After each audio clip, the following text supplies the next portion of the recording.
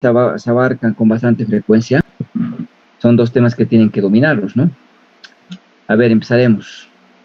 Iris, definimos qué es diabetes.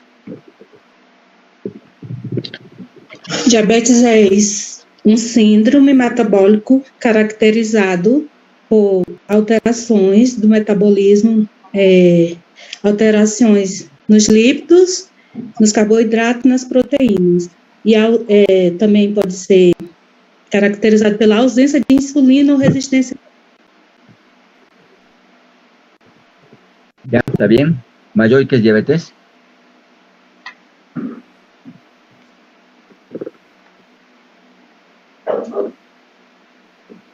No se escucha nada.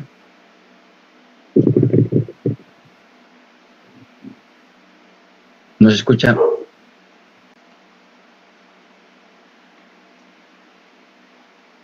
Hola, doctor, ¿me escucha? Ahora sí. Perdón.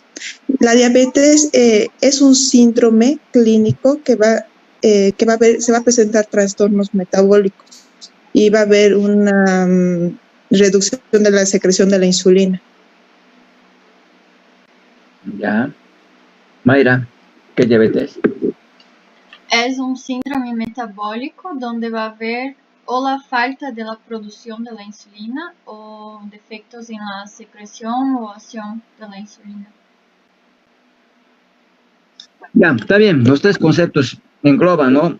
Podemos abarcar como un síndrome metabólico, como un síndrome endocrino, pues, ¿no? Una endocrinopatía, por ejemplo, ¿no? Como ustedes gusten, ¿no? Es un síndrome, entonces, endocrino, que se caracteriza, ¿no? Por una alteración del metabolismo, principalmente de los carbohidratos, pero también, ¿no? Que afecta a los lípidos y el metabolismo de las proteínas. Eso siempre es importante. Siempre que pensamos en diabetes, pensamos en la glicemia, pensamos solamente en los azúcares, cuando en realidad vamos a ver que se altera, ¿no? Tanto el metabolismo de lípidos como proteínas. ¿Ya? Síndrome endocrino, que se caracteriza por una alteración del metabolismo de principalmente de los carbohidratos, pero también de las proteínas y de los lípidos, ¿no? La cual, ¿no? Se caracteriza por una ausencia, ¿no? O falta de producción de insulina, o por una resistencia a la acción de la insulina. Y ahí pueden hablar de las dos causas, ¿no? Que son las más importantes, cuando hablamos de la tipo 1 y la tipo 2. Pero lo importante es destacar, ¿no? Que es un síndrome que se caracteriza por alteración del metabolismo, ¿no? No solo de los carbohidratos, sino también de los lípidos y las proteínas, ¿ya? Está bien, entonces, los tres conceptos, ¿no? De una manera, pues, u otra, está englobando lo que queremos, ¿no? Síndrome endocrino, que se caracteriza por alteración metabólica o alteración del metabolismo, ¿no? De los carbohidratos principalmente, pero también de los lípidos y proteínas, producida por una falta de producción de insulina o por una resistencia a la acción de la insulina, ¿no? ¿Cómo se clasifica, Mayoy, la diabetes? Se va a clasificar en diabetes 1, diabetes 2 y diabetes gestacional. En la diabetes 1 se va a presentar en menores de edad, menores de 30 años, y va a haber una destrucción de las células beta, que va a haber una destrucción de las células betas, que son de los islotes de Langerhans, que es del páncreas.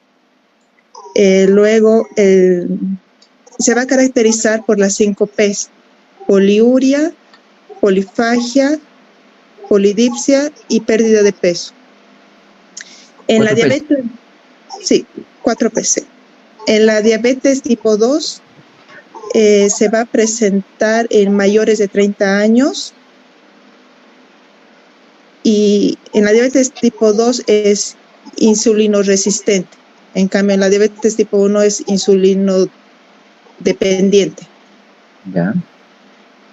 En la diabetes gestacional se va a caracterizar porque va a presentar se va a presentar en la glicemia en ayunas, va a tener un valor de 92 miligramos sobre decilitro. ¿Qué más? En la 1 no va a haber cambios en el peso, En la 2 va a haber un aumento de peso. Después, en la 1, perdón. Seguí nomás. En la 1 también se va a caracterizar porque su glicemia va a estar entre 200 y 300, y en la 2 va a estar de 600 para arriba. Después sus complicaciones, la complicación del 1 se va a presentar la cetoacidosis diabética, y en la 2 el coma hiperosmolar. Después, en el tratamiento, en el 1 va a ser necesario sí o sí la insulina, y en el 2 va a necesitar una dieta por lo menos por unas 2 semanas para regularizar, y también se va a necesitar hipoglicemiantes en la 2. Hipoglicemiantes. Después, en la 1 se presenta se va a presentar cetonas en la orina, en la sangre, y en la 2 no va a haber presencia de cetonas. Bien, entonces cuando hablamos de la clasificación, tú has aprovechado de compararlas, ¿no? Está bien, pero de preferencia, les decía, ¿no? La pregunta de la respuesta. ¿Cómo clasifican la diabetes? Diabetes tipo 1, tipo 2 y la diabetes gestacional. Ahora, siempre es bueno, dar un pequeño resumen, está bien, ¿no? La diabetes tipo 1 se da sobre todo por 2 causas, ¿no? Una es idiopática, no se conoce cuál es la causa, ¿no? Y otra es autoinmune. Hay una destrucción de las células beta, ¿no? De los islotes de Langerhans en el páncreas. Entonces, ahí hay 2 causas importantes, ¿no? Una que es autoinmune, donde el cuerpo empieza a destruir, ¿no? Sus células beta. Y otras en la cual hay una menor producción, ¿no? De estas células que no se conoce de manera precisa o exacta, ¿no? Idiopática, pues se llama idiopática. Bueno, y la tipo 2 es la resistencia a la acción de la insulina, ¿no? Y la diabetes gestacional es la diabetes diagnosticada por primera vez durante el embarazo, ¿no? Entonces, así, simple nada más, simple, ¿ya? Está bien lo que has dicho, Mayoy, está muy bien. Pero en la clasificación traten de ser puntuales, ¿no? Muy brevemente. Ahora, por ejemplo, si yo te preguntara, Iris, lo que ha hablado Mayoy, a ver, compárame o establece las diferencias entre la diabetes tipo 1 y tipo 2. Y ahí sí está bien lo que Mayoy ha dicho está muy bien, ¿no? A ver, repetilo. Entonces, la diabetes tipo 1 es insulino dependiente, la tipo 2 insulino resistente, la de tipo 1 dá em menores de 30 anos, em pessoas mais jovens, la tipo 2 dá em pessoas mais velhas, maiores de 30 anos, la de tipo 1 há uma perda de peso, la de tipo 2 há um aumento de peso, onde as pessoas são mais obesas, la de tipo 1, que tem mais? La de tipo 1 tem a acidose metabólica, né, como complicação, la de tipo 2 tem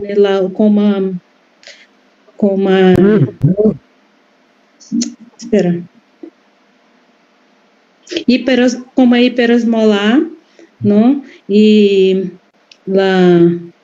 creio que é a glicemia, em la tipo 1 está em 200, e la tipo 2 está em 600. Eso que estoy me recordando ahora. Y que la 1 se trata con insulina. Sí. En cambio, la tipo 2 puede tratarse con dieta y con hipoglicemiantes, ¿no? Y a la larga igual van a estar insulina, ¿no? Van a estar insulina. Entonces, está bien, eso es bien importante, ¿no? La edad, la tipo 1 se da en jóvenes, ¿no? Generalmente menores de 30 años. Está bien, es el rango que se establece, ¿no? La tipo 2 son mayores de 30. En la tipo 1 se ve más bien pérdida de peso, en cambio en la tipo 2 más bien se asocia a pacientes con sobrepeso o obesidad, ¿no? Está muy bien, eso lo han dicho las dos. ¿Qué más? La tipo 1 requiere tratamiento con insulina, sí o sí con insulina, insulino dependiente, ¿no? La tipo 2, en cambio, se puede iniciar con dieta, se puede iniciar con hipoglicemiantes y a la larga requerir la insulina, ¿no? Es la insulina resistente. Los niveles de glicemia son mayores de 250, ¿no? En la tipo 1. Pero en la tipo 2 llega hasta valores de 600 incluso, ¿no? 600. Pero si está la batería. Vamos a conectar batería. Ahí sí. Entonces la tipo 2, ¿no es cierto?, puede llegar hasta 600 y eso lleva a que ese exceso de azúcar te lleve a una carga osmolar, ¿no? Y la complicación aguda es eso, el coma hiperosmolar en la tipo 2, ¿no? En cambio, en la tipo 1, como empieza a utilizar los lípidos para tener la fuente de energía, empieza a liberar cuerpos cetónicos, ¿no es cierto?, que se van acumulando en la sangre y eso te lleva a la cetoacidosis diabética, ¿no? En la tipo 1, entonces, va a haber la cetoacidosis diabética como complicación aguda, ¿no? Está bien. Prácticamente es lo que mayormente se abarca, ¿no? La comparación de los dos tipos de diabetes, ¿no? Creo que no hay más para redundar, ¿no? La clasificación, que ya me lo has dicho. A ver, ¿cómo se diagnostica diabetes? ¿Cómo se diagnostica diabetes? Irma.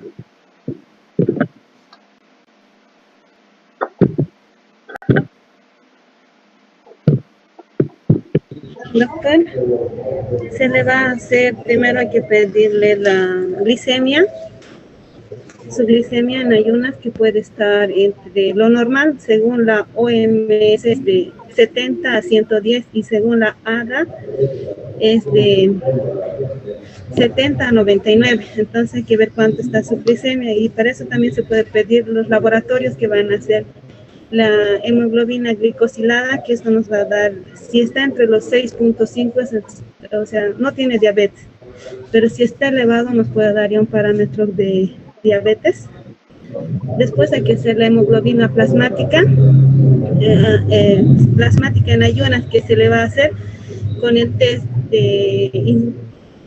con la test de glicemia para ver cuánto está, que si nos va a reportar más de 126. La tolerancia a la glucosa, doctor, lo que hay que ver es, al paciente le hay que hacer, ya, tenemos.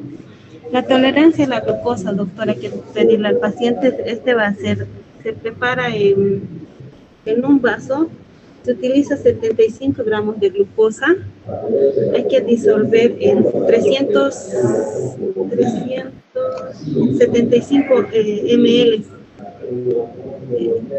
Y eso hay que hacerle tomar al paciente, y en caso que sea de niños hay que hacerle de 1.75. Y hay que esperar cuánto va a estar la glucosa a las 2 horas.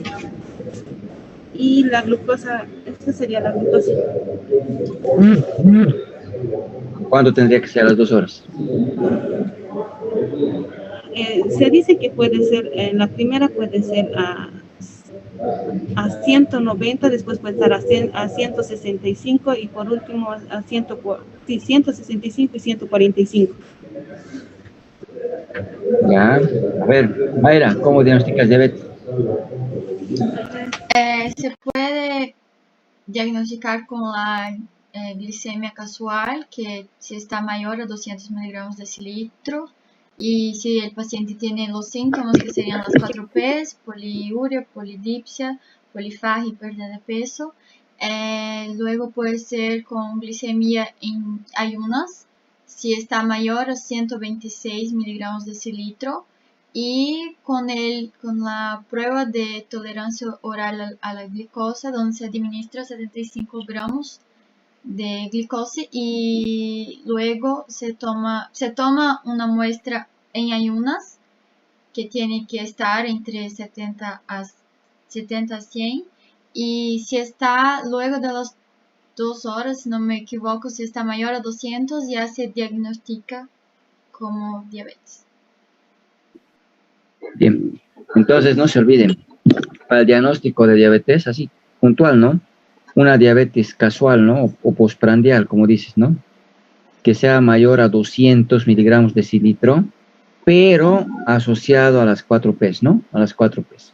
No basta con las 200 miligramos, tiene que haber las 4 P's. Y ahí dijeron, ¿no? Mayoy dijo hace rato, ¿no? Poliuria, polidipsia, polifagia y pérdida de peso, ¿no? Entonces tiene que haber glicemia postprandial de 200 más 4 P's. Un pilar. Le tengo que pedir una glicemia en ayunas, ¿no? Si es mayor a 126 miligramos por decilitro, en 2 oportunidades, ¿no? En 2 oportunidades. Ese es el segundo pilar. Ya tienes dos pilares para el diagnóstico. Y si no llegara al 126, por ejemplo, entonces tienes que hacer la prueba de tolerancia oral a la glucosa.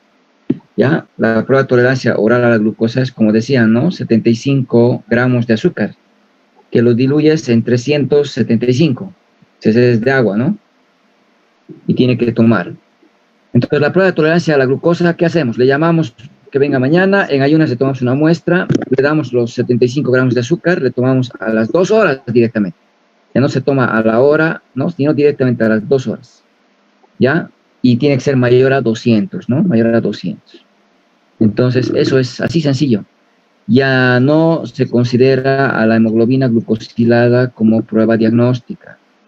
La hemoglobina glucosilada sirve para monitorizar el tratamiento, ¿no ven? Para ver si el paciente se está acoplando al tratamiento, si está cumpliendo.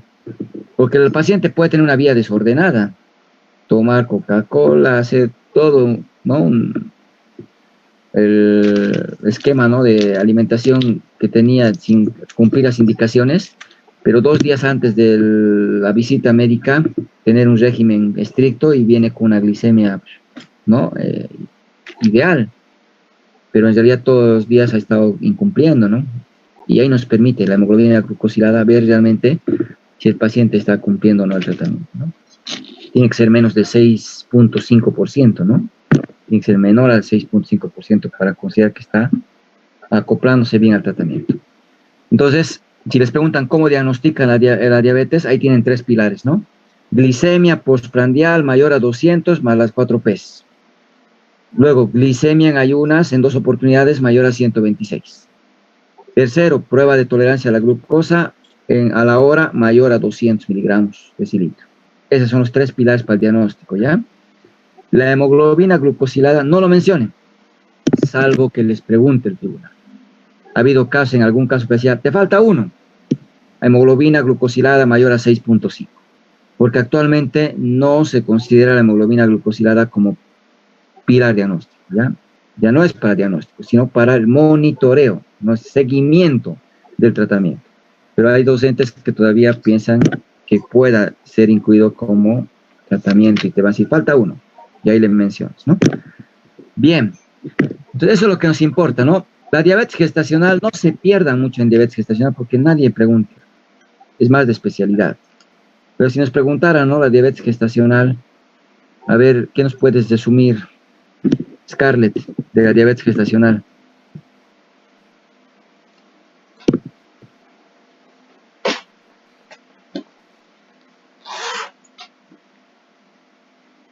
Irma.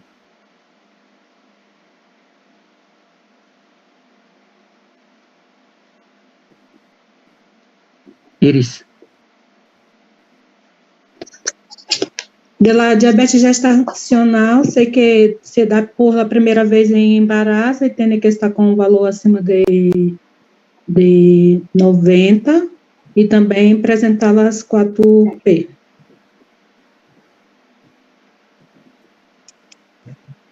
¿Qué más?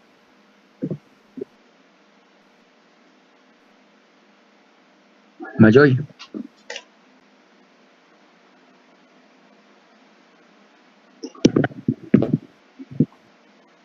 Mayra. Es la intolerancia también a los carbohidratos, lípidos, todo, que se diagnostica generalmente en el primer control prenatal, que la madre va a presentar una glicemia mayor a 92 miligramos por decilitro. Si por si acaso tiene una glicemia mayor a 126 miligramos por decilitro, se dice que puede ser una diabetes pregestacional. Y luego, si está menor, si la primera glicemia que se toma está menor a 92, se hace el test de tolerancia, la prueba de tolerancia oral a la glucosa cuando tenga 24 semanas, creo. Y si a la primera hora está, no sé si todavía toma la primera hora, pero si está en la primera hora está mayor a 183 miligramos de decilitro, ya se considera.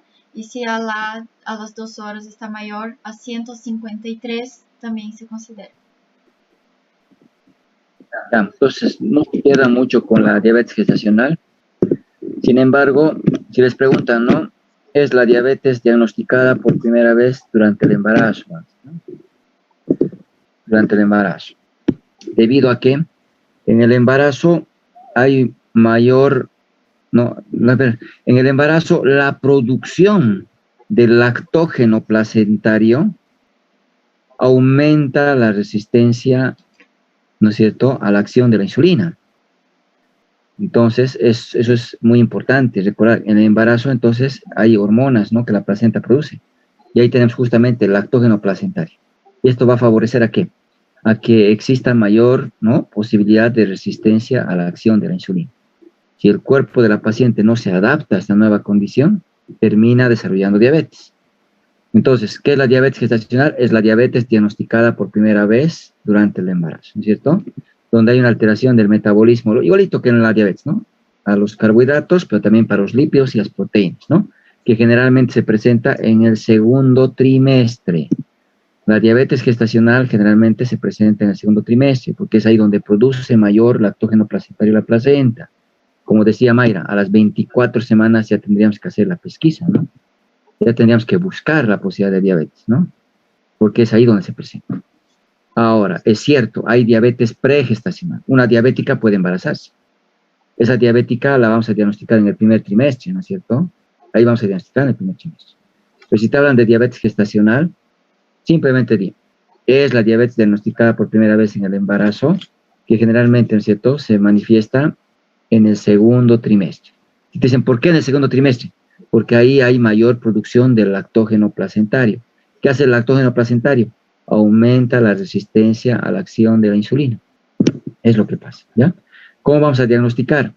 Con una glicemia en ayunas mayor a 92.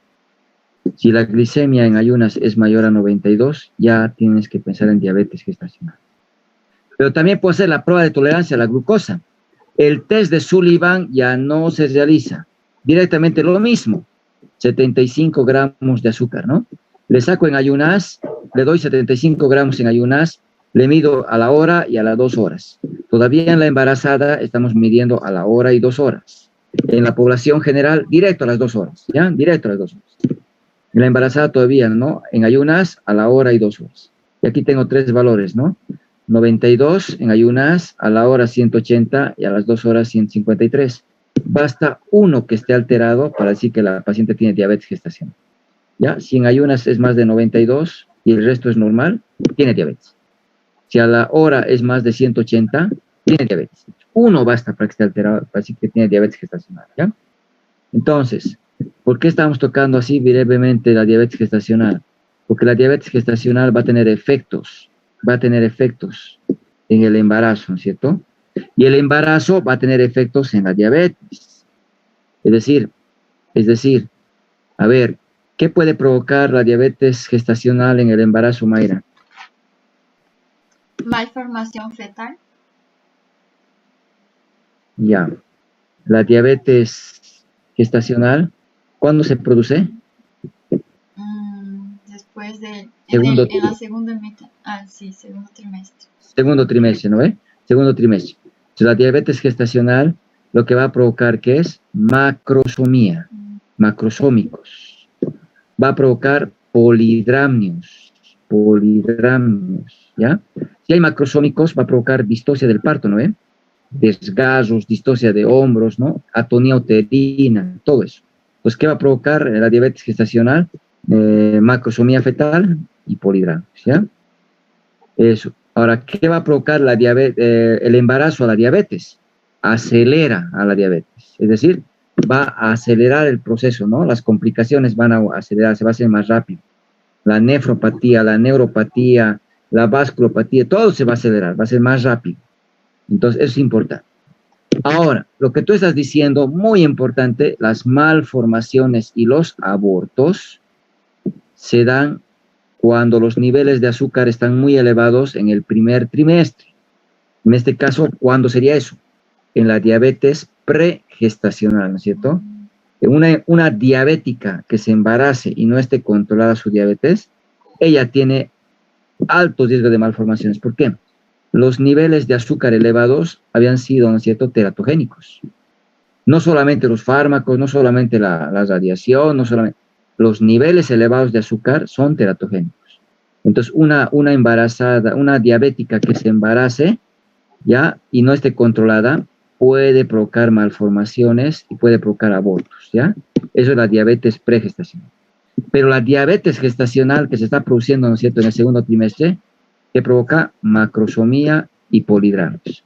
La macrosomía puede llevar a pretérminos, la macrosomía puede llevar a atonía uterina, puede llevar a distocia de hombros, ¿no es cierto?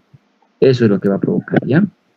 No se complique mucho con la diabetes, es un tema bastante amplio, bastante complejo, pero no se aborda mucho, porque es más de especialidad, ¿ya? El tratamiento de la diabetes gestacional es lo mismo que la diabetes tipo 2. Se van a acordar, lo mismo que la diabetes tipo 2. Le vamos a dar dieta, 2 semanas hay que darle dieta. Si no logramos controlar con dieta, vamos a los hipoglicemiantes, a metformina. ¿Se puede dar metformina a una embarazada? Sí se puede dar. ¿Se puede dar glibenclamida a una embarazada? No. ¿Ya? Solo metformina, ¿ya? Para el examen de grado. Se puede dar metformina. Si no logro controlar con metformina, le voy a dar insulina, ¿ya? Insulina. Ahora, aquí es importante. ¿Se acuerdan la dosis de la insulina para la población en general? ¿Cuánto es la dosis, Mayra? 0. De la NPH creo que es 0.5 unidades por kilo. 0.5 a 1 unidades por kilo. Eso, independiente de qué, ¿no? Si es la regular, si es la cristalina, si es la NPH, no importa. La dosis de insulina es de 0.5 a 1 unidad, ¿no? Kilopeso, ¿no? Así hemos aprendido. Lo mismo van a decir para la embarazada. Lo mismo, ¿ya? Es difícil que te pregunten, nuevamente les digo, de diabetes gestacional, pero si alguien les pregunta, hago esto, 0.5 a 1. Y es más, aquí le sumo un hito. Por ejemplo, yo puedo decir 0.5 hasta ¿cuánto? Hasta 0.6, ¿no ve? Primer trimestre. 0.7 y le sumo un hito a 0.8. Segundo trimestre. 0.9 a 1 tercer trimestre. Y ahí se acaba. Entonces no es difícil. Porque en realidad la dosis de la insulina varía de acuerdo al trimestre. Para que no te confundas, si te dicen, ¿cuánto de insulina? De 0.5 a 1 unidad. Lo mismo que en la población general. Lo mismo. ¿Ya? Si hubiera un obstetra y te dice, pero no es lo mismo en el primer trimestre, segundo trimestre. Entonces, como has dicho 0.5 a 1, solamente le sumas 1. 0.5 más 1, ¿no? 0.6. Digo, primer trimestre. No repito el 0.6. 0.7, 0.8. Segundo trimestre. 0.9 a 1. Tercer trimestre. Eso es lo que hacemos. ¿Ya? Solo si te preguntan. Nuevamente les repito, no he escuchado que aborden diabetes gestacional. Por tanto, no se pierde. Diabetes gestacional, ¿qué tienen que aprender? Que es la diabetes que se diagnostica por primera vez en el embarazo. Que si en ayunas es 92, si a la hora es 180, si a las 2 horas es 153 o más, ya es diabetes. En el segundo trimestre se produce la diabetes gestacional. ¿Por qué? Porque hay aumento del lactógeno placentario. ¿Cómo vamos a tratar? Dieta, hipoglicemiantes, insulina. ¿Ya? Lo mismo que la tipo 2. De la insulina, ¿cuánto es la dosis? 0.5 a 1 unidad kilopeso. Nada más. Nada más. ¿Ya? Eso es lo que tienen que saber de diabetes gestacional. Más de eso no necesitan. No necesitan. ¿Qué provoca la diabetes gestacional? Macrosomía y polidramios. Si hay macrosomía, parto pretérmino, puede provocar atonía uterina cuando nace el niño, o la sobredistensión del útero, ¿no? Igual. Y la diabetes se acelera, ¿no? Se acelera. Ya. A ver, Irma, complicaciones agudas de la diabetes.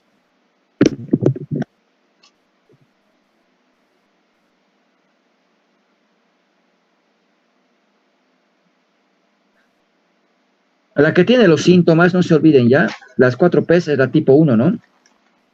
Las 4P la tiene la tipo 1, porque la tipo 2 es muy insidioso. Puede el paciente estar asintomático o ser muy sutil.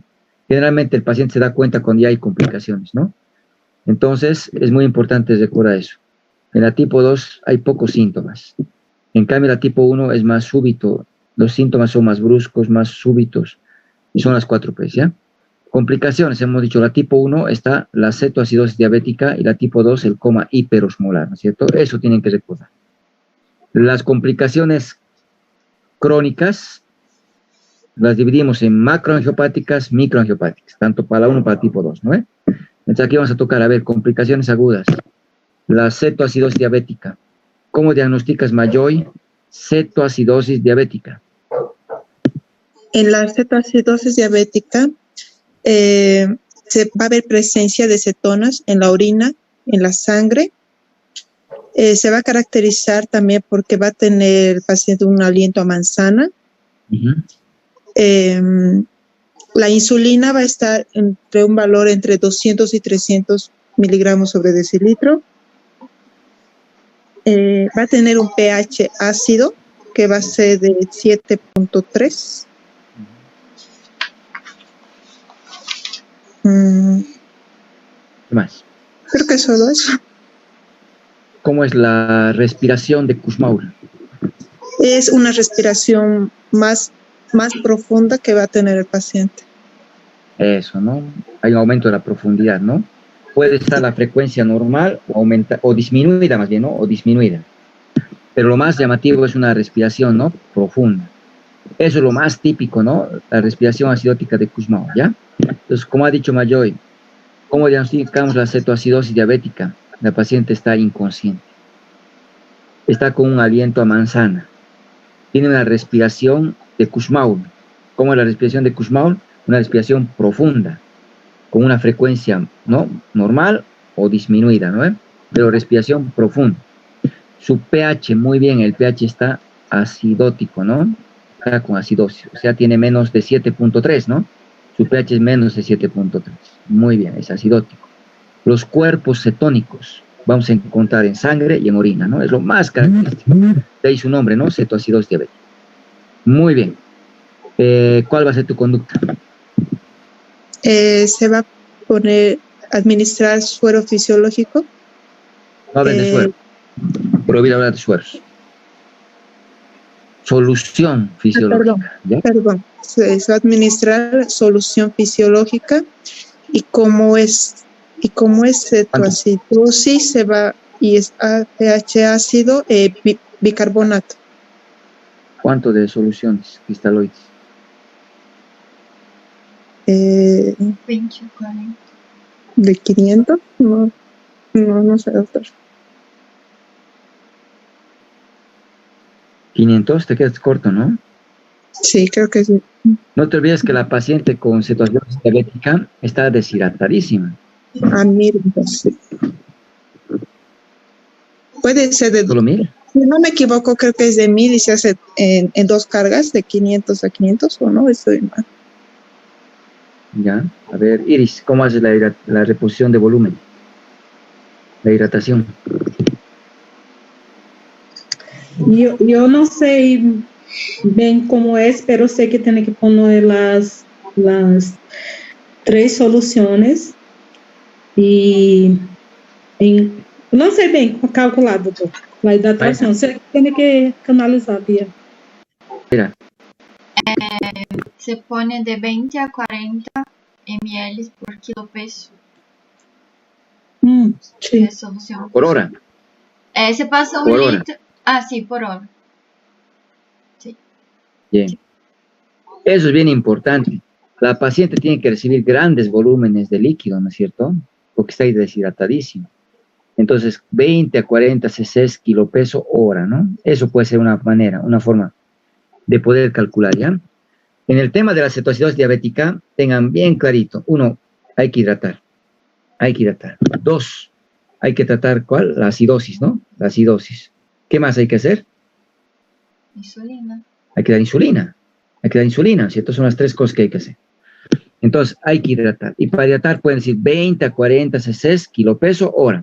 O la manera más sencilla que a veces decimos, ¿no? 1 litro de solución fisiológica en 1 hora, ¿no es cierto? Y 5 litros le vamos a dar en el resto, ¿no? Para 23 horas, ¿no? El resto del día. 6 litros día le damos. ¿Ya? Eso cuando tenemos una paciente con cetoacidosis. Pero parece mucho volumen, ¿no? Parece mucho volumen. Entonces, ¿qué pueden decir? De 20 a 40 cc kilopeso hora. Es el cálculo que le vamos a hacer. ¿Ya? Es el cálculo que le vamos a hacer. ¿Ya? Y una manera sencilla, nuevamente les repito, ¿no? Puede ser darle 1 litro en 1 hora, pasarle, ¿no? En 1 hora. Y 5 litros pasarle en 23 horas para completar. Así recibe los 6 litros de manera muy empírica. Muy empírica. Pero sirve, ¿ya? Puede ser una opción. O bien digan simplemente los 40 cc kilopeso hora como el esquema, ¿ya? Muy bien, hay que hidratarle. ¿Con qué solución? O fisiológico o Ringer, ¿no? Uno de los dos hay que utilizar. ¿Ya? Uno de los dos. ¿Qué más se hace, Mayoy? ¿Cómo tratas la acidosis? Con bicarbonato. Administración de bicarbonato. ¿Cuánto? No sé. Iris. Hay que hacer un cálculo del bicarbonato ideal disminuido por el bicarbonato real y después calcular por una variante 0,3 vezes o peso. Bien, entonces es importante, ¿no es cierto? Tendría que tener, ¿no? Gasometría, sería lo ideal. Saber el bicarbonato, ¿no es cierto? Ideal, ¿cuánto es el valor ideal? 20, 22 a 28. No. Promedio 25 mil equivalentes, ¿no? De 22 a 28 mil equivalentes su valor.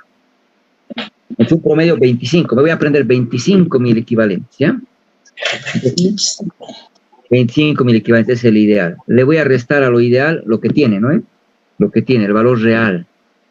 Y ese resultado lo voy a multiplicar por una constante, lo que tú has dicho, ¿no? El 0.3, ¿no? 0.3. Y lo tengo que multiplicar por kilopeso, ¿no? Por kilopeso. Y ahí tengo ya cuánto tengo que reponer, ¿no? Y ahí tengo que reponer eso. Eso es bien importante, ya recordar eso. Y si no tuviera gasometría, yo puedo hacer de manera empírica, ¿no? ¿O no? ¿Cómo haría de manera empírica?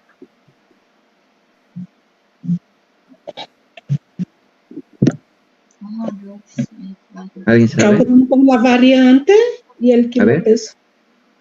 ¿Cuánto? Ese no sé. No sé bien cómo hacer. No sé. Un mil equivalente kilopeso, ¿no?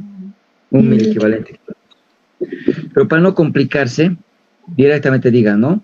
Si vamos a reponer bicarbonato ideal, que va a ser 25, menos bicarbonato real, lo multiplico por una constante, 0.3, multiplico por el peso del paciente. ¿Ya? Y eso le tengo que reponer. ¿Ya? Nada más. Nada más. Muy bien, eso tratamos así la acidosis, ¿no? Con el bicarbonato. Después hay que darle insulina. ¿Cómo le darías la insulina, Mayra?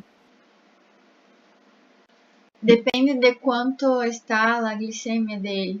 Por ejemplo, si está acima de 150, se administra, ¿no? En caso de la cetoacidosis va a estar. Si tiene... Ay, no sé cómo calculo de aquí, yo siempre doy... No, en el internado siempre hacía un promedio más o menos. Si es mayor a 150, daría, creo que 5 unidades y se va, cuanto más se va aumentando. Esta fórmula que muchos manejan, ¿no? No es difícil.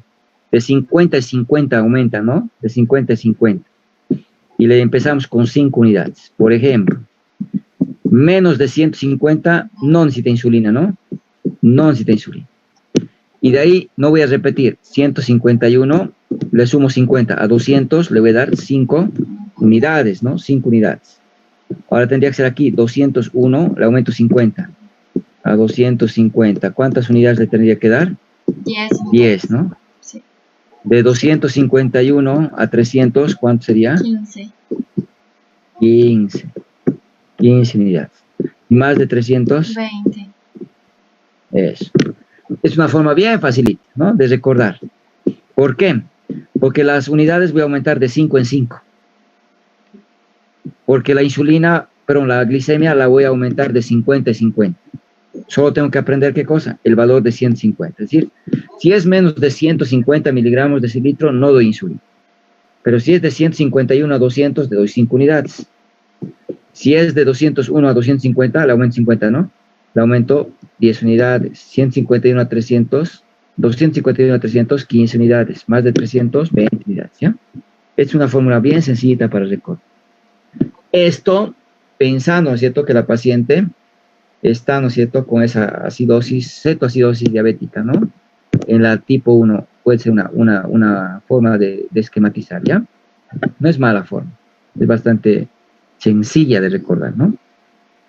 Bueno, eso tiene que centrarse. Hidratar, tratar la acidosis y darle insulina, ¿ya? Ese es nuestro manejo, ¿ya? Nuestro manejo.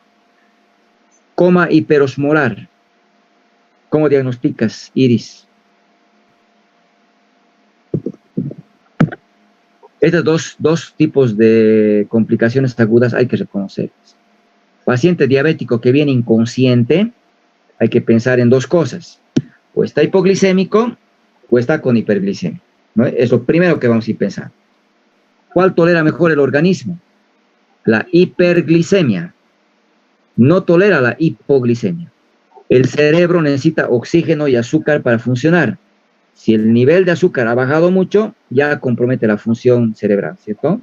Entonces no puede estar con hipoglicemia. Si los niveles de azúcar están muy elevados, el cuerpo todavía no tolera. Entonces ahí tenemos dos complicaciones. La cetoacidosis diabética, que ya me han dicho cómo se diagnostica, y ahora viene el coma hiperosmolar. ¿Cómo diagnostico el coma hiperosmolar, Iris? Discernir.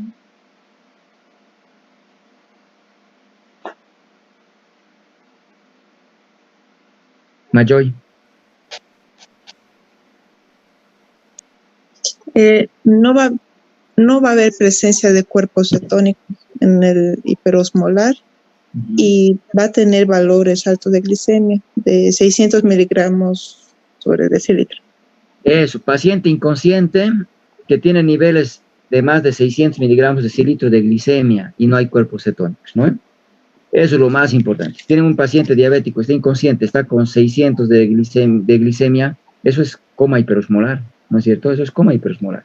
Porque en la tipo 1 no llega a tantos niveles, ¿no es cierto? Eso es bien importante, ¿ya? No se olviden eso. ¿Cuál es tu conducta, Mayoy, con ese paciente? Se le va a dar dieta por 2 semanas. Coma hiperosmolar. Coma hiperosmolar. Perdón. Se va solución fisiológica, reposición de potasio,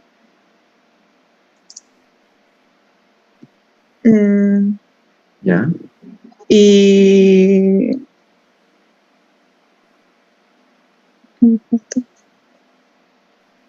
insulina igual, ¿no? Insulina, sí, perdón. Insulina, sí. Insulina. Hay que hidratarle, igualito que el anterior paciente, ¿no? 1 litro en 1 hora y los 5 litros le puedes dar, ¿no es cierto?, en las 23 horas. O se quiere más líquido, de 8 a 12 litros incluso, se quiere más líquido. Pero puedes dar el mismo esquema, no hay problema. Le puedes dar insulina, le tienes que dar insulina, de acuerdo al valor, lo mismo, no cambia eso, ¿ya? Solo que aquí le vamos a reponer potasio, ¿no? Está bien. Entonces, esto es importante, ¿ya? Que conozcamos los dos. A ver, les llega una paciente inconsciente con antecedentes de ser diabética. ¿Qué es lo primero que haces, Mayoy? ¿Paciente inconsciente? Inconsciente, es diabética. Le ha traído el nieto, no sabe si es tipo 1 o es tipo 2. Solo ha dicho que es diabética. Te la trae porque la ha encontrado inconsciente en su sala, la estaba, ¿no?, desmayada. Te la trae. ¿Qué haces? Lo primero que haces. prueba capilar. Si es que no se tuviera, si no glicemia capilar. Perdón, glicemia capilar. Si es que no se tuviera eso a mano, se puede administrar glucosa.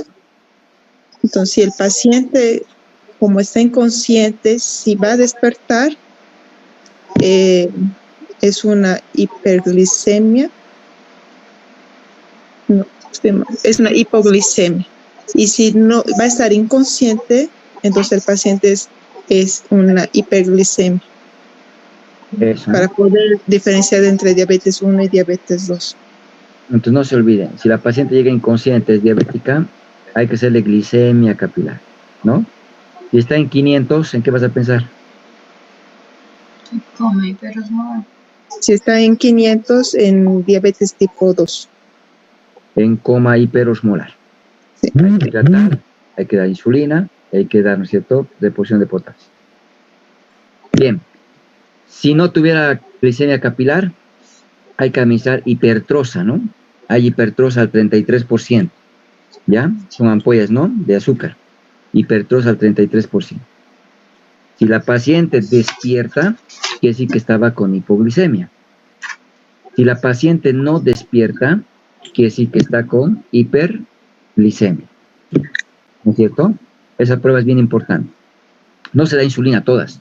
Si fuera una hipoglicemia, por ejemplo, y le diéramos insulina de entradita, la vamos a matar, ¿no es cierto? La vamos a matar. Entonces, para eso es importante saber, ¿no?, si está con hipoglicemia o está con una hiperglicemia. ¿Y eso cómo vamos a saber? Con glicemia capilar, porque ese ratito vamos a saber. Le puncionas en el dedo, colocas en el glucómetro, ¿no?, en la tirita, te da el valor. Si no supieras, no tuvieras la cinta, no tuvieras el glucómetro, de 100 le vas a dar la hipertrosa. Entonces no hay que hacer a ciegas, siempre hay que ver el nivel de azúcar, ¿no? Ya, eso está muy bien. Eso está muy bien. A ver, complicaciones crónicas, Mayra, de la diabetes. Va a haber el pie diabético, retinopatías, neuropatías, nefropatías, aterosclerosis, enfermedad vascular periférica. ¿Cuáles son las microangiopáticas? ¿Y cuáles las macro? Microangiopáticas sería la nefropatía, neuropatías y retinopatías. Y las macroangiopáticas serían la arteriosclerosis, enfermedad vascular periférica y otro que ya me olvidé, no recuerdo. Pie diabético, ¿no? Ah, sí, también, pie diabético. Aterosclerosis y el pie diabético, ¿no? Las macro. Y el resto las micro, ¿no? Sí. Neuropatía, la nefropatía, la retinopatía, las micro, ¿no? Entonces solo tengo que aprender que aterosclerosis, pie diabético, son las macro. Y las microangiopáticas, ya está, la neuropatía, la nefropatía, la retinopatía, ¿no? Ya. A ver, el pie diabético, clasificación del pie diabético. Son 5 grados. Grado 1 cuando hay lesiones superficiales y localizadas. Grado 2 cuando son lesiones más profundas, pero localizadas también. Grado 3 cuando son úlceras, pero difusas y Más absceso, ¿no? sí, hacia abscesos. Grado 4 cuando es una gangrena localizada. Y grado 5 cuando es una gangrena difusa. Eso, ¿no? Escoriación en la piel, el grado 1, úlcera superficial localizada, ¿no? El 2, úlcera profunda, ¿no? Incluso con absceso, el 3, y bueno, gangrena ya el 4 y el 5, ¿no? El 4 localizada y el 5 difuso, ¿no? Está bien. Eso, muy importante, ¿no? El pie diabético en nuestra población con diabetes, ¿no? Bueno, entonces en la tipo 1, tratamientos con la insulina, ¿no? A ver, ¿cómo sería el tratamiento con insulina? Aquí tienen que aprender que hay que aprender dos, ¿ya? La NPH y la cristalina y la regular. Esas dos tienen que aprender. Son las que utilizamos.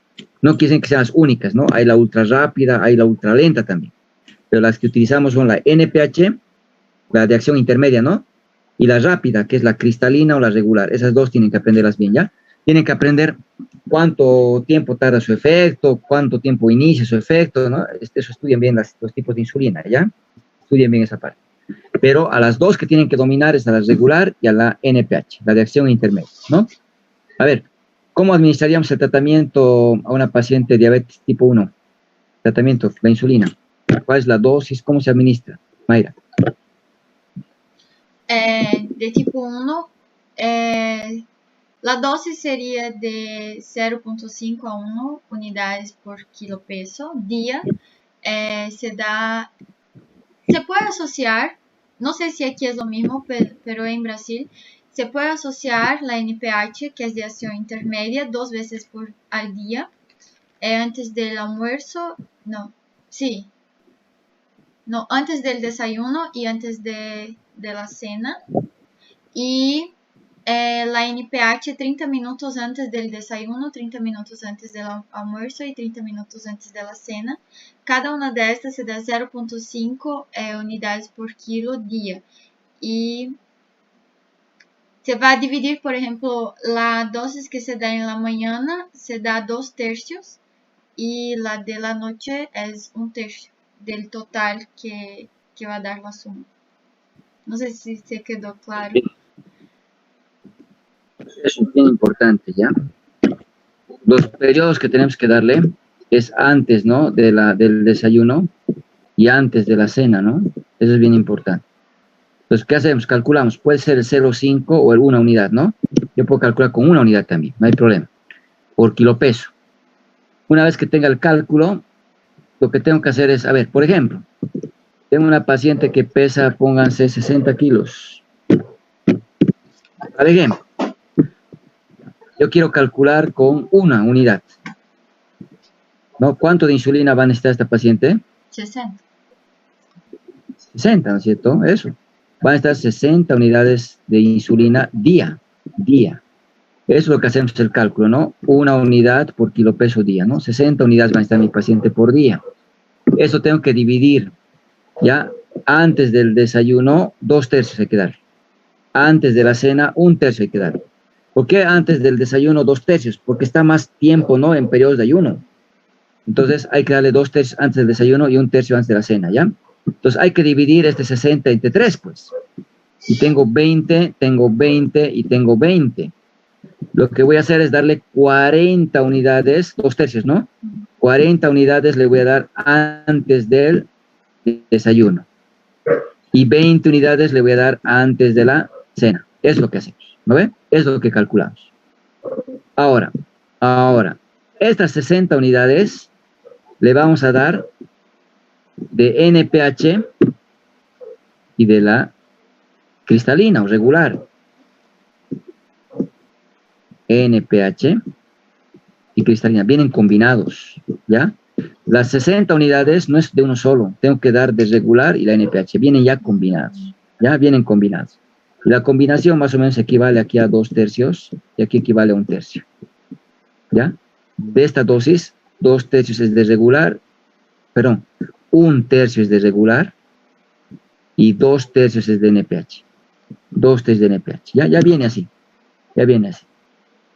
Entonces, simplemente lo que hacemos es calcular esta dosis, ¿no? Lo dividimos en 3 partes, digo, 40 unidades antes del desayuno y 20 unidades antes de la cena.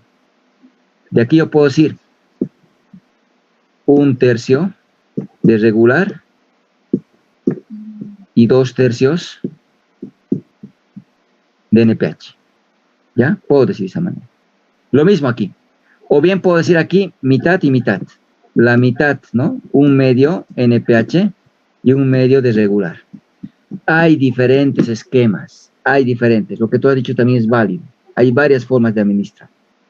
Lo importante es que lleguen por lo menos hasta aquí. Doctor, la dosis de insulina es de 0,5 a 1 unidad kilo peso.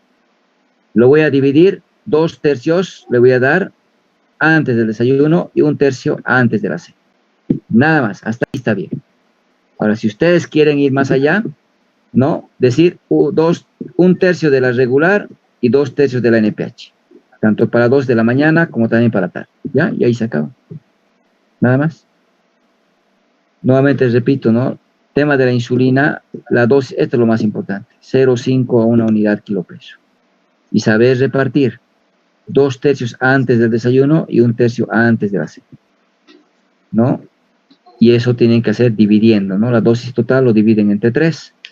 Me da 20, me da 20, me da 20, ¿no? 2/3 en la mañana y 1/3 en la tarde. Eso es nada más el ejercicio. Ya es lo que tenemos que hacer con la insulina, ¿no? Bueno. Complicaciones agudas, complicaciones crónicas tienen que considerar. Paciente diabético, hemos hablado de la hipertrosa. Y bueno, tratamiento de esto hemos hablado. De diabético me has dicho. Tipos de insulina hay que repasar. Hipoglicemia. A ver, diabetes tipo 2. Hay que dar dieta 2 semanas. Si no mejora con la dieta, vamos a la hipoglicemia, ¿no? Aquí tienen que aprender de 2 grupos. Las biguanidas y las sulfonilurias. Tienen que aprender 2 nada más, ¿ya? De las 2 tienen que aprender 1 por lo menos de cada uno. A ver, ¿quién más está? Scarlett. Scarlett. Háblanos de las sulfonilurias.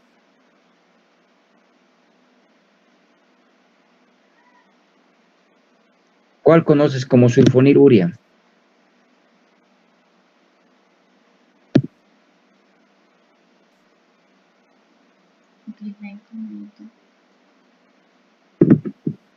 Iris.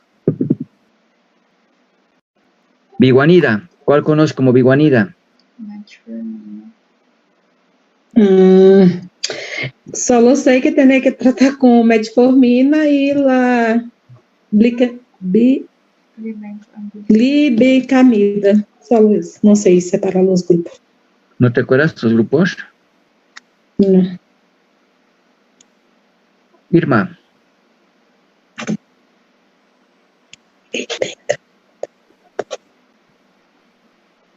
Biguanida, ¿cuál te acuerdas? Solo sé, la biguamina solo sé que es un fármaco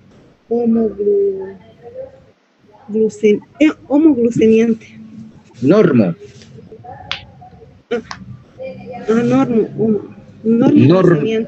Normoglucemiante, dice, ¿no? Disminuye la resistencia a la acción de la insulina. Eso tienes que acordarte, ¿ya? Las biguanidas disminuyen la resistencia a la acción de la insulina. Ahí tenemos a quién, a la metformina. La metformina, eso tienen que recordar. Ya, de las biguanidas, recuerden a la metformina. Ya, de las sulfonilureas, recuerden a la glibenclamida. ¿Cuál es el efecto, Irma, de la glibenclamida? Aumenta la liberación de insulina. La metformina reduce la resistencia. La glibenclamida aumenta la liberación de insulina, ¿no es cierto? Entonces ahí tenemos 2 efectos que se van a potenciar, ¿no es cierto? Eso tienen que recordar, ¿ya? Es lo más importante de los hipoglicemiantes. Son los que más utilizamos, ¿no? Entonces la metformina es la que utilizamos. ¿Cuánto es la dosis, Mayra? De 500 miligramos bioral o de 850. Ya, voy a ir aumentando, ¿no? La dosis, ¿no? Dependiendo de la respuesta, ¿no? Pero voy a empezar muy bien con 500 miligramos vía oral, ¿no? Cada día puedo empezar, pues, ¿no? Bueno, puedo empezar incluso con 250, a veces con 500, 850, voy aumentando, ¿no? Voy aumentando. Y si no voy controlando, voy a ir combinando. Generalmente vienen combinados los comprimidos, ¿no? 500 de metformina y 5 de glibenclamida, por ejemplo, ¿no? Así bien. Pero también puede haber otras dosis, ¿no? De 2.5, por ejemplo. 5. Pues depende, ¿no? Ya. Vamos a intentar con metformina. Si no se puede, vamos a dar con glibenclamida más combinando los dos, ¿no? Y si ya no se puede controlar, vamos a recurrir a la insulina, ¿no? A la insulina. Al final todos terminan utilizando insulina, ¿ya? No se olviden esos dos fármacos, ¿ya? Esos dos más importantes que tienen que recordar. Biguanidas y las sulfonilurias, ¿ya? Esas dos tienen que recordar. Ya. Eso nomás es diabetes, no es complicado. No es complicado, ¿no? Pero sí es bastante extenso. El tema es bastante extenso. Chagas. A ver, Scarlett.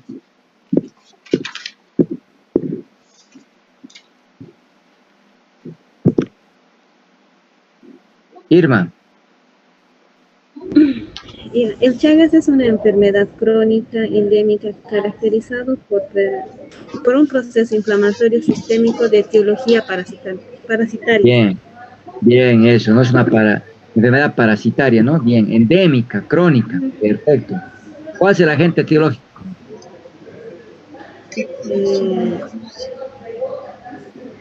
Su etiología, el tripanosoma. Eso, el Trypanosoma cruzi, ¿no? Muchos confunden con la vinchuca. La vinchuca es el vector, ¿no? Es el Trypanosoma cruzi, ¿no? Trypanosoma cruzi. A ver, hablamos un poquito de la transmisión de la enfermedad. Se dice que o sea, el Trypanosoma cruzi puede llegar a picar a la persona, en el cual no pica. El Trypanosoma no pica a la persona. Dice, muerde algo decía que dejaba cicatrices, doctor, en el cual va a defecar y cuando el momento el paciente empieza a rascar en ahí, empieza ya a contaminarle esa zona. Allá, ojo con eso. Me estás hablando del vector entonces, ¿no? ¿Y cómo se llama el vector? Creatomifesto. El vector es la vinchuca, o digo el Chagas. Es la vinchuca, entonces la que nos pica, ¿no? Sí, el que pica. No el Trypanosoma cruzi. No, doctor. ¿No es cierto? Es un periodo de incubación sí. Ya, seguí nomás, explicando, a ver. A lo que decía que la vinchuca va a producir, o es un hematófago, va a ir picando.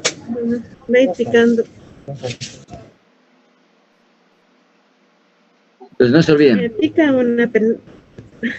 Ya, va a picar a la persona y esa parte lo va a infectar y va a transformarse en tripamastigoto del parásito. Luego va a ir, si no me equivoco, en el intestino del parásito de la vinchuca, va a ir transformándose y va a ir produciendo un tripamastigoto metacíclico. ¿Ya? Algo así. Lo más importante es decir que el vector, ¿no? La vinchuca es hematófaga, se alimenta de la sangre, ¿no es cierto? Y tiene esa característica de que cuando se alimenta, defeca en su lugar. Entonces, al producirse la picadura, ¿no? El paciente se rasca en el sitio, ¿no? De la picadura y arrastra las heces de la vinchuca hacia la herida, ¿no? Si la vinchuca tiene o está parasitada, ¿no es cierto? Tiene el Trypanosoma cruzi, entonces ahí es donde vamos a tener la infección, ¿cierto? Ahí tenemos la infección. Entonces es importante eso, ¿no? Recordar que la vinchuca es un vector que vive, ¿no? En las viviendas de adobe, ¿no? Revocadas, donde las conejeras, gallineros, ¿no es cierto? Y que, bueno, tiene esa característica de ser hematófaga, ¿no? De hábitos nocturnos. Se alimenta y tiene la característica de defecar, ¿no? La persona se rasca y arrastra, ¿no es cierto?, a las heces de la vinchuca hacia la herida, y si está parasitada con el Trypanosoma cruzi, hay la infección, ¿no es cierto? Pero además de eso, tenemos la transmisión por otras vías, ¿no? De ellas hay que destacar la transmisión vertical, ¿no? De madre a niño, por ejemplo. Lo que se quiere es eso, evitar, ¿no? El Chagas congénito, por ejemplo. Durante el embarazo hay el riesgo, ¿no? De la transmisión también. Y bueno, hay quienes mencionan también, ¿no es cierto?, el tema de los alimentos, ¿no?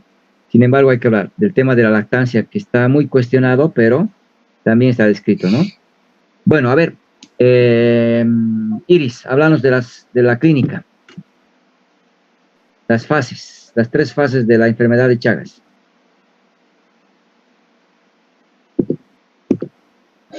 Tem a fase aguda, a fase crônica.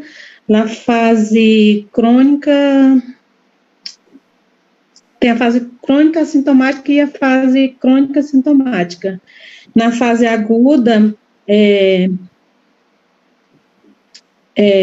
os sintomas como, por exemplo, náuseas, vômitos, febre, diarreia, e tem o chagoma e também tem que se chama Tem outro signo que não estou me recordando, pero ele chagoma de inoculação e ele signo de romano, isso. Eso, ¿no? Entonces, rara vez vamos a ver la fase aguda, ¿no? Rara vez se ve. Aquí es importante, ¿no? Los signos que has mencionado, el signo de Romaña masa, ¿no? Y el chagoma de inoculación. ¿Qué es el chagoma de inoculación?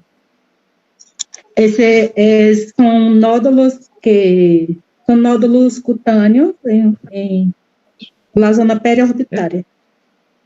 Es un nódulo cutáneo, ¿no? En el sitio de la picadura, ¿no? De la inoculación del parásito, ¿no? Sí. Pues en cualquier parte. En cambio, el signo de Romaña, ¿qué es el signo de Romaña? Signo de Romaña. Esse estava confundindo. Esse que é um edema periorbitário. Edema periorbitário. Eso, ¿no? Bipalpebral unilateral, ¿no? Un solo ojo, ¿no? El edema afecta, ¿no? Y también va a haber ganglios, ¿no? Va a haber ganglios palpables. ¿Y dónde van a estar los ganglios?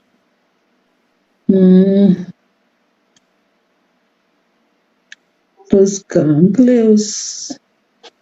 No sé, creo que es así. No sé si es de esas que están así. Preauricular y retroauricular. Pre y retroauricular. Sí, bueno, rara vez se ve el signo de Romaña más, pero cuando veamos sabemos que es la fase aguda del Chagas, ¿no? Que es la fase aguda del Chagas. Ya. A ver, fase crónica asintomática. A fase crônica assintomática quase não apresenta sintomas e pode durar meses até anos.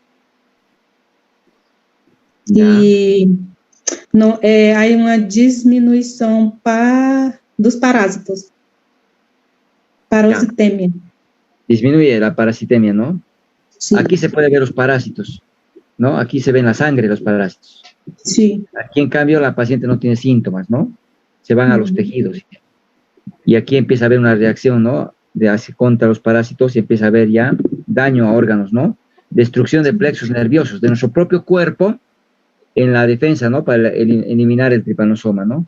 Ahí empieza a haber destrucción de los plexos de Meissner, plexos de Auerbach en el tracto digestivo, lo que lleva al megaesófago, lo que lleva al megacolon, ¿no es cierto? Va también a alterar lo que es el sistema de conducción del corazón, llevando, ¿no es cierto?, al bloqueo de rama derecha, a la miocardiopatía dilatada, chagásica, llevando, ¿no es cierto?, entonces a problemas de cardiomegalia, ¿no es cierto?, cardiomegalia. Entonces, sobre todo se afecta, ¿no?, corazón y tracto digestivo, ¿ya? Donde destruye nuestro propio organismo, nuestro sistema inmune empieza a destruir, ¿no es cierto?, los plexos nerviosos en el afán, ¿no es cierto?, de poder erradicar al tripanosoma, ¿no? Bueno. Megaesófago, puede haber acalasia, megacolon, puede haber vólvulo, puede haber fecaloma, ¿no? Y bueno, en el corazón va a haber arritmias, ¿no? Las extrasístoles, las bradiarritmias, los bloqueos, ¿no? Auriculoventriculares, bloqueo de rama derecha, la miocardiopatía dilatada chagásica, entonces tiene varios efectos en el corazón, ¿no? Muy importantes. Ya, pero a ver, ¿cómo diagnosticamos? Iris.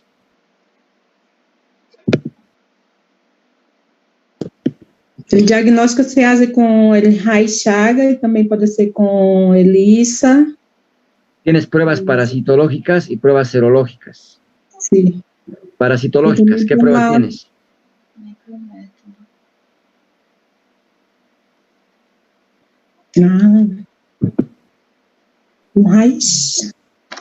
Não, tem o estenido sanguíneo e tem este do...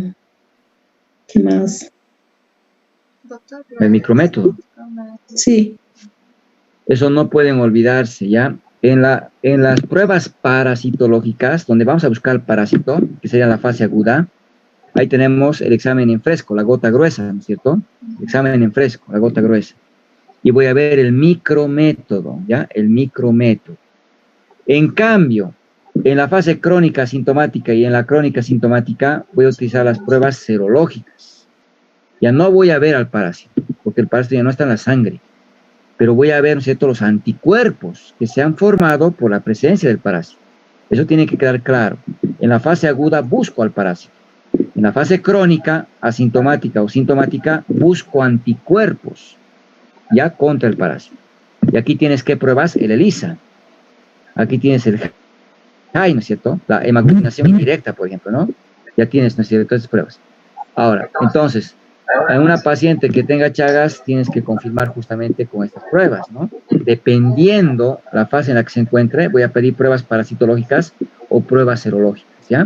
Si tengo una paciente con Chagas, ¿qué tengo que hacer? Pedirles radiografía de tórax para ver la cardiomegalia. Le voy a pedir una radiografía de abdomen para ver, ¿no?, si hay vólvulos, si hay fecaloma, un electrocardiograma para ver, ¿no?, alteraciones del corazón, por ejemplo, ¿no? Bueno, dependiendo, ¿no? Dependiendo. Eso es importante, ¿ya? Diagnóstico. Ya. ¿Qué tienen que aprender aquí? A ver, Scarlett, háblanos del diagnóstico del Chagas congénito. Es lo más importante que tienen que enfocarse. ¿Cuál es el abordaje que hace una paciente, una madre, una embarazada que viene a control prenatal y tiene el HAI Chagas?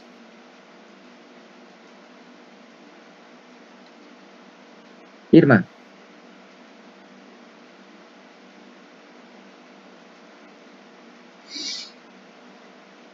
Mayra. Se va a hacer el micrométodo en el bebé cuando así que nace, ¿no? Si sale positivo ya se considera un Chagas congénito, pero si sale negativo se va a hacer, no sé si es al mes o a los 2 meses, se hace otro micrométodo. Si sale positivo se confirma, si sale negativo se va a hacer el HAI a los 6 a 12 meses. Bien. Entonces, no se olviden, si tengo una embarazada que tiene HAI Chagas, ¿no? No le voy a dar tratamiento, ¿no?, en el control prenatal, porque es teratogénico el benznidazol. Le voy a dar después de los 6 meses del puerperio, ¿no es cierto?, cuando ya la lactancia la suspenda. Suspende la lactancia, ¿no?, exclusiva, y le voy a dar tratamiento. Pero, ¿qué hago en el embarazo? La tengo que marcar, que la tengo que registrar para que cuando se produzca el nacimiento, como decía Mayra, voy a tomar una muestra del cordón umbilical, ¿no es cierto?, para hacer ¿qué estudio? El micrométodo, ¿no? El micrométodo se hace al nacimiento. El micrométodo, ¿qué está buscando? Parásitos, ¿no? Está viendo los parásitos en sangre. Muy bien, si es negativo, hay que repetir, ¿no? Hay que repetir. Ya dentro de los 6 meses hay que repetir. Por eso dicen, hay quienes te dicen al mes y otros te dicen a los 2 meses. Entonces, está bien. Ya el siguiente control hay que hacer al mes o a los 2 meses. Ahí ya. Lo importante es que lo hagas antes de que cumpla los 6 meses, ¿ya? Antes. Entonces, nuestro protocolo les he mandado, ¿no es cierto?, nuestra normita, que es bien cortita. Si le dan una leída van a ver que está muy bonito, bien explicado ahí.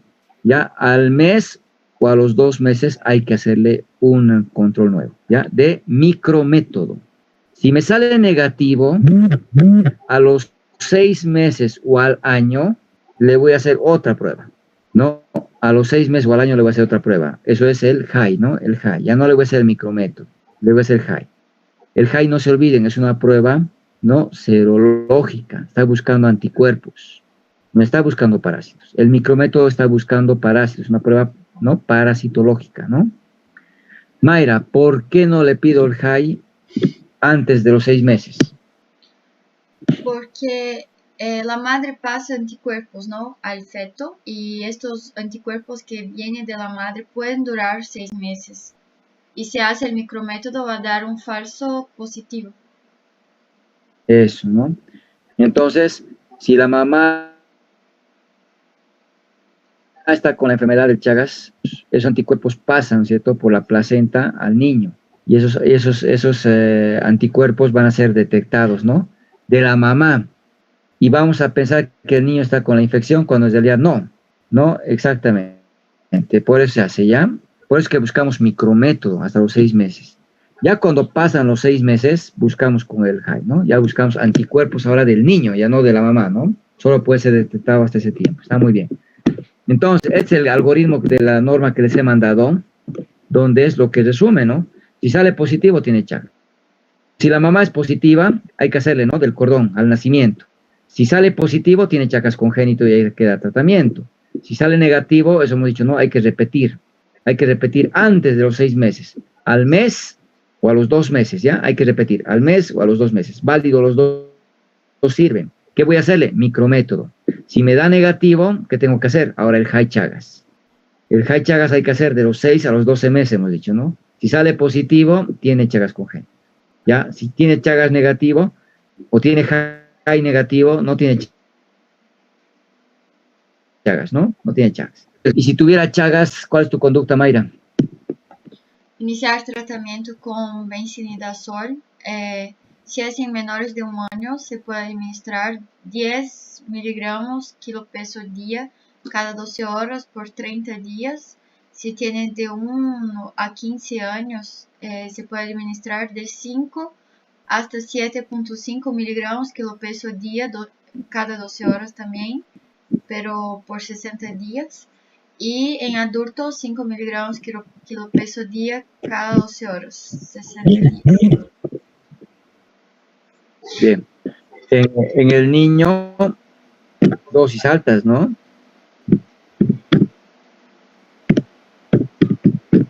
Pero menos tiempo.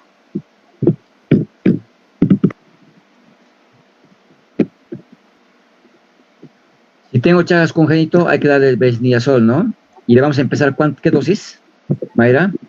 Yo leí que 10, pero está ahí 7 a 10.